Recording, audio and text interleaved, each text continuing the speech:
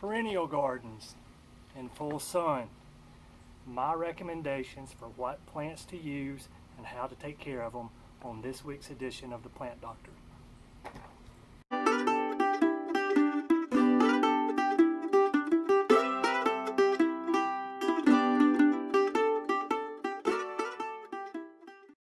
So let's take a look at some of the plants that I use here in my perennial garden. So what we're looking at here, this is Black-Eyed Susan. The cultivar here is Gold Mound. And this particular cultivar gets 3.5 to 4.5 feet tall. These particular ones are probably right at about 4 feet. They begin to bloom sometime. They're a later bloomer here in the garden. They'll start in June, but they go really hard through the first part of September, and even we'll have some sporadic blooms into October. This is a butterfly bush. So this particular one is Buddleia Davidi. This is a variegated butterfly bush with a purple flower. This guy can get pretty tall if you let it go, but I'll mention here in the video in a few minutes how I overwinter my garden, and it prevents it from getting very tall. Beside it, this is Salvia May Night. It doesn't look like a lot right now, so it gets wider than it does tall. So this is particular cultivar of Salvia is going to get maybe 18 inches to 2 feet tall, but it gets 3 to 4 feet wide.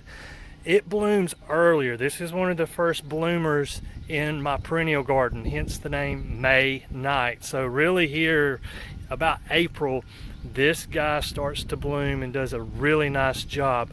In here behind us, this is Pervaskia. Pervaskia is the genus. This is Russian sage. Here again, a purple flower. Notice the stems and the foliage have kind of a light gray hue to them. That's another nice attractant here. This is another one that could get very tall if you let it go, but if you cut it back every winter, it'll come back up to this 3 or 4 foot tall range. One thing that I want you to notice, I have purple, purple, and purple mixed in with these yellow flowers. I'm a big fan of using complementary colors with each other. They contrast well.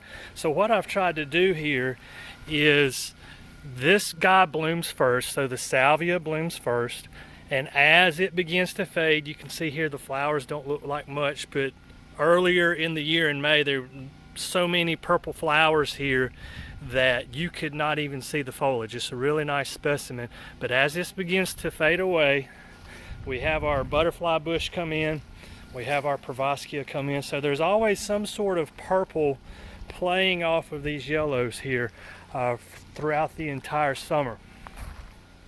The next one I want to show you, and I'm not going to touch the flower because there's a butterfly and I'm going to let the butterfly do its thing. This is Echinacea.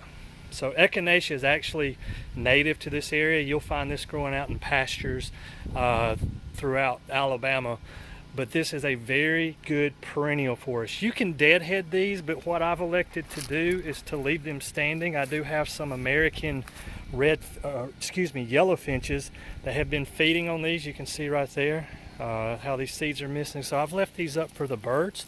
I do not have a particular cultivar on these. I grew these from seed and they did very well. So you could actually collect these seeds, put those in the refrigerator for maybe 30 to 60 days so they get a chilling requirement, and then you could grow them out. This is a daylily.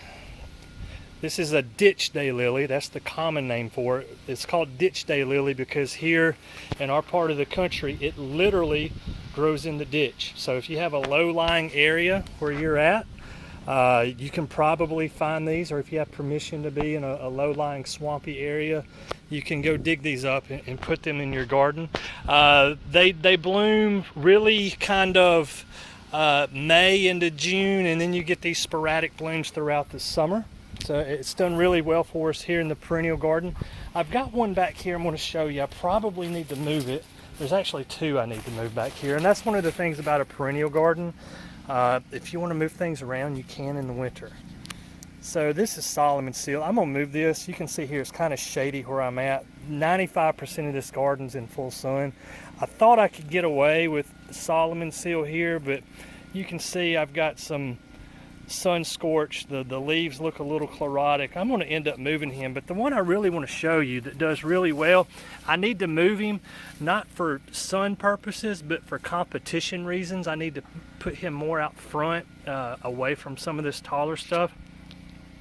This is going to be Verbena right here. So Verbena is almost like Salvia, has that same type flower, that long, almost spear-shaped flower, pinnacle flower, but it doesn't get as tall. You can see here this one might be 8 to 12 inches tall.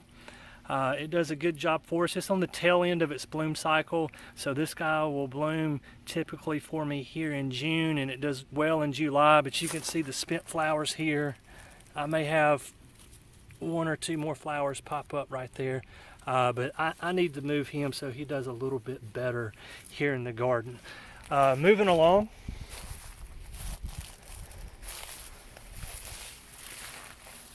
This is one I put in exclusively for the monarchs. This is Milkweed. So the monarchs feed on milkweed. Milkweed is toxic to animals. It has a compound in it. If you were to ingest it, it'd probably make you sick. So the monarchs feed on this and they ingest that. It does not hurt the monarchs, but it discourages predators from feeding on them. So this particular cultivar, I'm not sure what cultivar this is, but it gets around 2 foot tall and it blooms earlier. You can see the fruit on it. The fruit almost looks like okra. This is the fruit, and so I've just got a few more, but it blooms in June really, and I'll get some sporadic blooms going into August and into September, but its main time to bloom is going to be somewhere in that June to maybe early July range. One more I want to show you, Shasta Daisy. So Shasta Daisy's here, and it's on the tail end of its bloom cycle.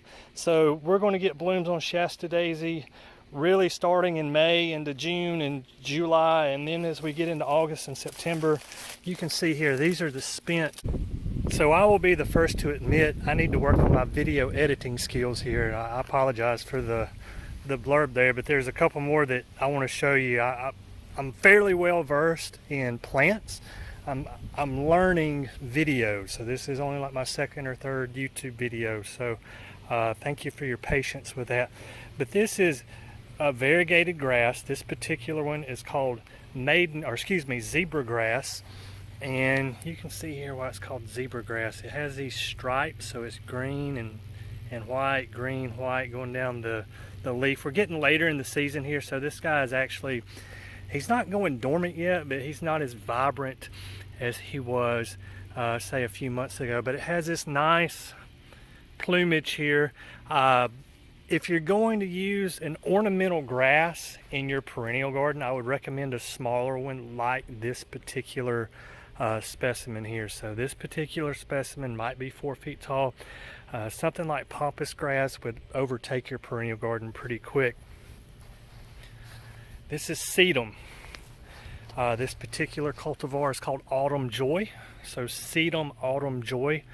This particular cultivar gets 2 to 2.5 feet tall. It has not bloomed yet, hence the name Autumn Joy. So we're late August, early September here, but this guy, you can see these are the buds. It's going to be covered with flowers here in a few weeks, and you can already see some of the insects starting to try to get down in that nectar. There's a honeybee, there's a red wasp, there's a butterfly, but the insects are literally swarming around this guy right now. So my goal here in the garden is to have something blooming starting as early as possible, and then slowly transition to things that will bloom late into the fall up until the frost. So I have color in this garden from March really till almost, it depends on when our frost is. So typically here our frost is going to be somewhere between Halloween and Thanksgiving, and so if I'm lucky, I can get into late November with this, but most of the time I'm going to say early November is when most of this is really going to start to die back. Just a few more things I wanted to point out about a perennial garden here.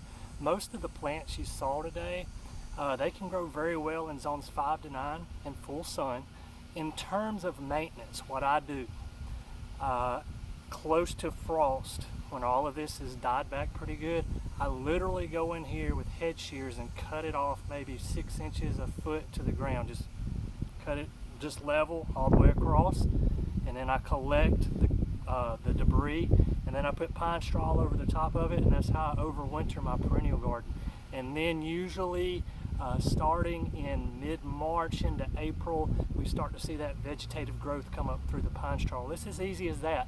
Also, in terms of watering, I water this very little, if ever. If we don't get rain for maybe 2 weeks, yeah, I'll come out here with a hose and I'll put a little water on it. But for the most part, if you're getting normal rain, you should not have to water this. It's very easy to do. One more additional thing that I would like to point out, I mentioned it earlier in the video, is that this is a great wildlife attractant. If you like butterflies, if you like birds, you get the occasional bees, but they're not going to bother you.